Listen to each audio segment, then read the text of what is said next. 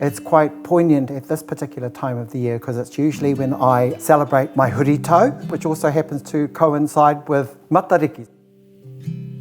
So our families had big gardens, fruit trees everywhere. Our kai was always very simple, but very nourishing, always available.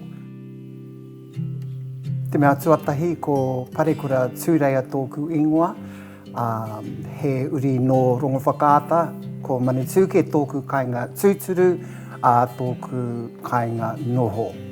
Growing up here in Manituke, I had many kai influences, mainly the women of my village, my aunties, my nans, and basically the very first recipe I ever remember being introduced to was a simple parāoa koroua. It was a flatbread cooked at whakatō marae on embers, on hot embers.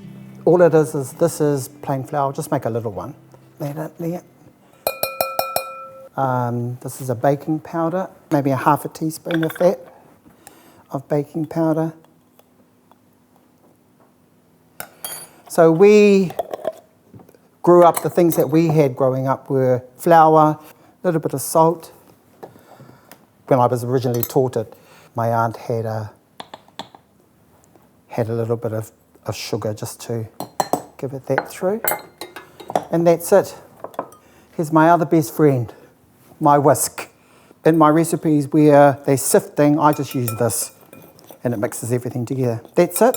All I do is my other best friend, my knife, and my water. This is just plain water. I make my little well, pour my water in. So if I was just cooking for one, this is probably the size that I would look at making. So what you're doing is bringing that together in a soft dough.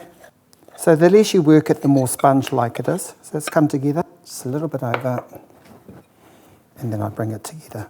I just pull my sides from outside in. My oven's about 190, 200. Here we go. So when we were growing up, this was everything. We'd have it straight out, butter, jam. Just use this for the time being.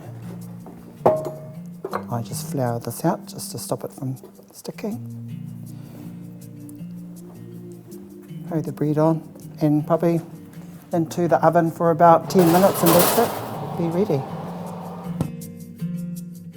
I learnt to cook my first bread from my auntie Mari. Her ability was to make something from nothing. I rarely follow recipes. I work on texture, on how it looks, on what I can smell, and then I taste. But the base recipes are the same, they're old recipes. So this is just a chicken liquid stock, that's all it is. And then with carrots, celery, all those lovely winter vegetables. I have kumara in here that was donated, carrots, celery, parsnips. And I really like the red onion because of the sweetness. And all you do is, in the morning when you wake up, just take the bones out of the chicken and add a few more vegetables, and that's what we'll be having with our flatbread. I call it my cooking with a twist. So they're all my aunt's recipes, my mum's recipes, but with a twist. So this is a tamarillo and passion fruit syrup. As we're going to put this on top of our cake. I think my love of baking came from my Auntie Judy. My first cake I ever learned how to make was 58 years ago. I still use that same recipe. Ta-da! And that's it there. Well, I like it with the kids when I put them up because I like them. That's how I get them to eat their veggies. Yeah. So for me, it's the memory. Like much of my kai, I'll taste the kai and it will bring back a memory, usually from many years ago.